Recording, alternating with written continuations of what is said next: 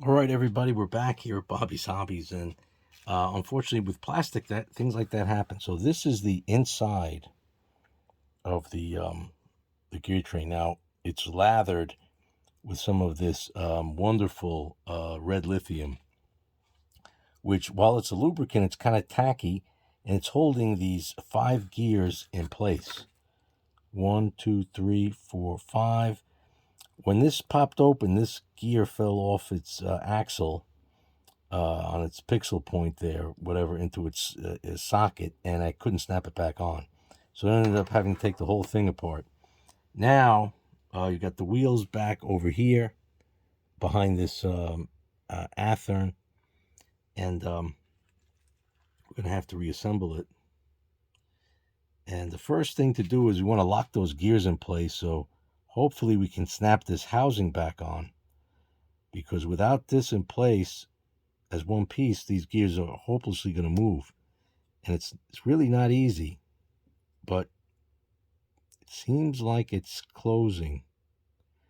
Now this makes sense that these 2 gears move, this one and this one, but these are not, and there's 3 gears together, and these only will move when the wheels are in place. Now these wheels are not insulated on either side because they're insulated by joining through this thin plastic axle.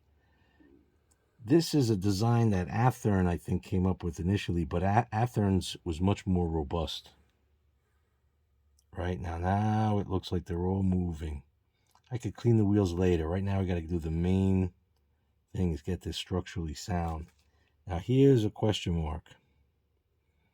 There's a little crack here. You see that piece? That's cracked off. So that's a mounting. I'm not sure if this goes a particular way.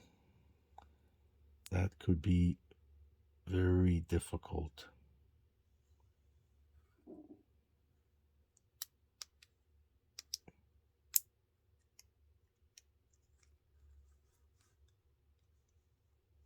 You see, so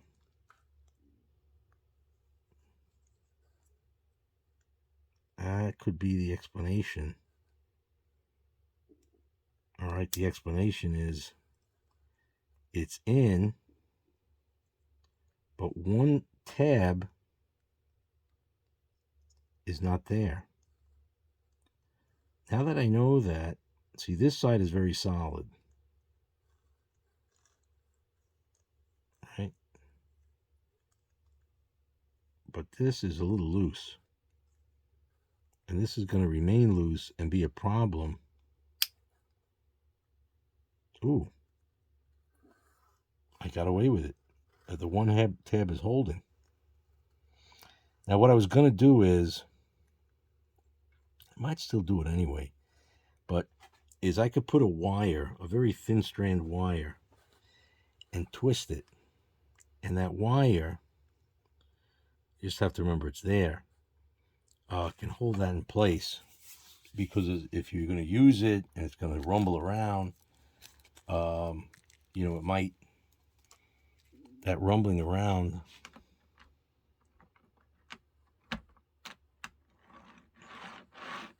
especially since this is an engine, I'd have to get a very thin copper wire.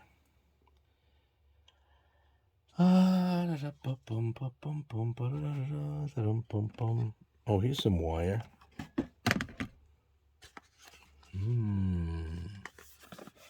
See, it makes sense to have a workbench. But this is really flimsy wire. This is beautiful wire, by the way, for using making electric connections when you want things to be able to pivot, because it's so soft. It's got like a silicone coating.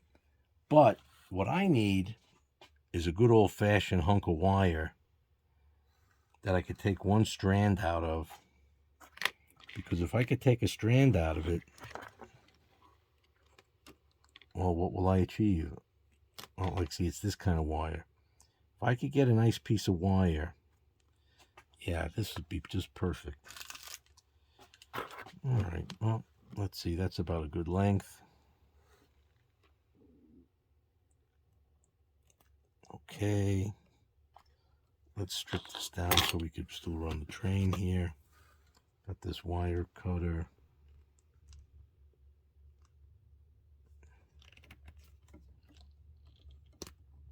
Perfect. Nope, didn't do it. Thought it did. Wow, it's not really catching it. There we go. Okay, it's clear.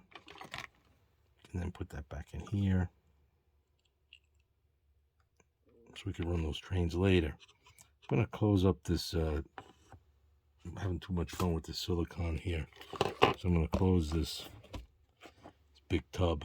Now, where's that little wire strand? Here we go. So this is something I came up with as a kid ages ago when, you know, if I broke a train or something, that might be the last train I ever saw. Because my dad grew up in the Great Depression, and it's like, oh, you're a waster, huh? So that was not a good, that was like the worst thing in his book, to waste things. So now I have this little piece of wire. I don't know if you could see it, but I'm going to take this truck. I'm going to put this wire over here like that. Now this kind of being a little anal, but